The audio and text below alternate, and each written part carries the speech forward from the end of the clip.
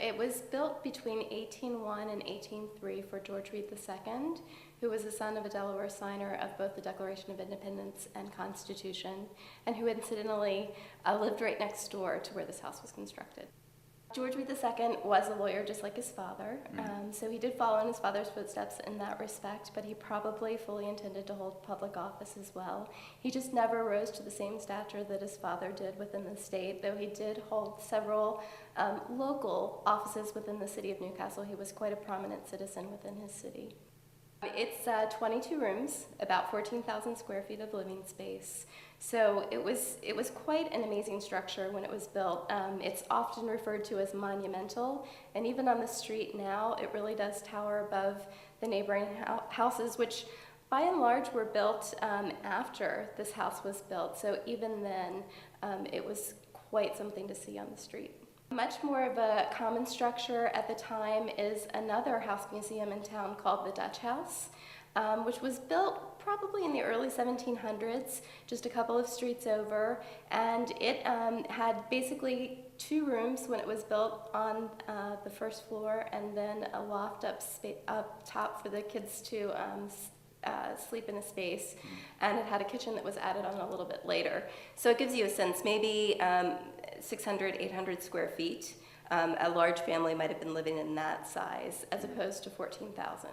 It was owned by 2 other families after George Reed II died in 1836. So for about 10 years, it went through a period where it was rented from time to time, but basically was on the market. And after 10 years, it was purchased by a man named William Cooper. And William Cooper had incidentally grown up next door to this house in his boyhood, in the home in which George Reed II had once grown up that belonged to George Reed I. The only difference when William Cooper was growing up there, he was literally living in the shadow of this monumental house. And he and his family actually lived here for the longest. They lived here for about 75 years. He passed away in the 1870s, and his relatives continued to own the house until 1919 when the last one died. And then the house was purchased by a couple named Philip and Lydia Laird, and they held it from 1920 until Mrs. Laird died in 1975. And she had already made provisions for the house to come to the Delaware Historical Society at her death. There were 3 main parts to the garden. There was a front, very formal flower garden that would be what passersby would see as they were walking along the street, as well as visitors to the house and the family. And then there was a back section, which was a kitchen garden section. That was by far the largest section that existed in the garden, because it would have been for nourishing the family. And then there was a middle section between those very formal sections that seemed to have shrubs and trees, and seemed to have more of a park-like feeling to it. I think it's kept that enduring feeling that it originally had when it was installed, because the layout is basically the same as when it was originally installed. Just like, you know, your maintenance of your own house is an ongoing process, it is here at the Reed House too. So most recently we went through a major $1 million preservation project that basically restored and preserved the exterior of the house.